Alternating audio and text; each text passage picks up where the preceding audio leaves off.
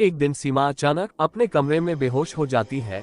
अनिल उसे उठाने की कोशिश करता है, लेकिन जब उसे होश नहीं आता तो वह उसे अस्पताल ले जाता है और इलाज के बहाने अपने दोस्त के साथ मिलकर सीमा का गर्भपात करवा देता है। और जैसे ही सीमा होश में आती है तो उसकी दुनिया उजड़ चुकी होती है। सीमा को पता चल जाता है कि उसकी बच्ची अब इस दुनिया में नहीं रही। सीमा टूट जाती है, उसके परिवार वालों ने ही उसकी मासूम बच्ची छीन ली। सीमा बहुत दुखी थी और उसका गुस्सा बढ़ता ही जा रहा था। अचानक वह अस्पताल के कमरे में चादर से फांसी लगा लेती है और कुछ ही पलों के अंदर सीमा की धड़कनें बंद हो जाती है। सीमा के परिवार को जैसे ही पता चलता है कि सीमा ने अस्पताल में आत्महत्या कर ली है, सभी भागते हुए अस्पताल पहुंच जाते हैं। अनिल सीमा के चले जाने से बेहद दुखी होता है। उसे अंदाजा नहीं था कि सीमा बच्ची के गर्भपात से इतनी दुखी हो जाएगी कि अपनी जान ही दे दे। जो होना था वह हो चुका था, लेकिन अब बारी भरपाई करने की थी। सीमा के अंतिम संस्कार के 13 दिन गुजरते ही अस्पताल में सीमा की भूतिया रूह की दस्तक हो जाती है। डिलीवरी वार्ड में भर्ती सभी बच्चे अचानक अपने अपने बिस्तर से नीचे गिरने लगते हैं।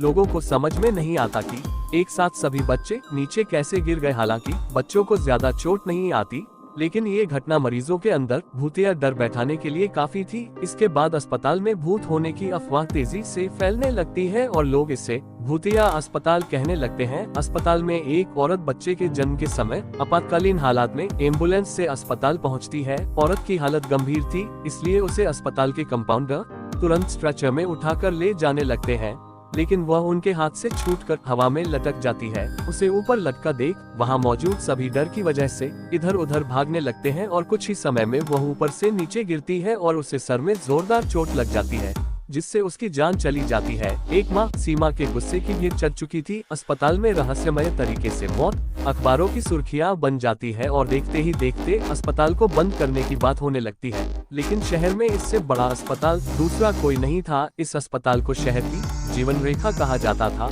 लेकिन भूतिया अस्पताल अब केवल अफवाहों तक ही सीमित नहीं था। इस बात को वास्तविक आधार मिल चुका था और अब लोगों को पूरा यकीन था कि अस्पताल में कोई न कोई भूत तो जरूर है, क्योंकि कई हादसे निरंतर हो रहे थे।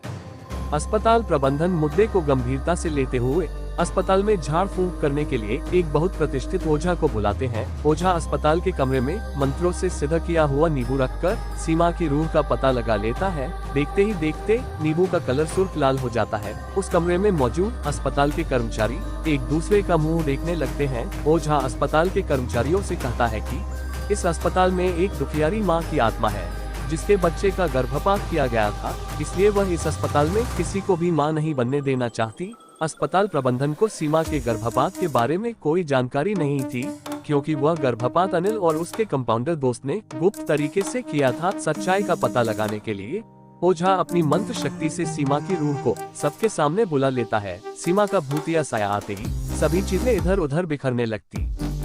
टेबल कुर्सियां पलट जाती हैं और अचानक वह कंपाउंडर जिसने सीमा का गर्भपात किया था अजीब हरकतें करने लगता है। उसके स्वर बदल जाते हैं। ओझा तुरंत उसे बालों को पकड़कर वहीं बैठने को कहता है। दरअसल ओझा को पता चल चुका था कि सीमा की आत्मा कंपाउंडर के अंदर आ चुकी है। वह सीमा की रूह से पूछता है, बताओ किसने तुम्हारा गर्भपात किया था, हम उसे कानूनन सजा दिलवाएंगे, लेकिन तुम इन मासूम बच्चों की हत्या मत करो। तभी वह कंपाउंडर जिसके अंदर सीमा की रूह समाई हुई थी जोर जोर से अपना ही नाम लेकर चिल्लाता है, अजय और अनिल दोनों ने मेरी बच्ची की जिंदगी छीनी है, लेकिन उसके लिए मेरे ससुराल का पूरा परिवार भी जिम्मेदार है।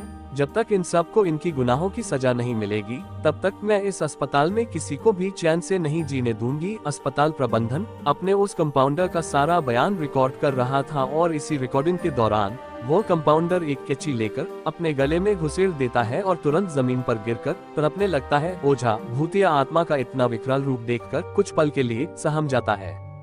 तभी अस्पताल के कर्मचारी कंपाउंडर को तुरंत उठाकर आपातकालीन कक्ष लाते हैं, लेकिन बदकिस्मती से वह अपनी मौत से लड़ने में असफल हो जाता है। सीमा ने कंपाउंडर से तो अपना बदला ले लिया था, अब बारी थी अनिल और उसके परिवार की कंपाउंडर की हत्या से।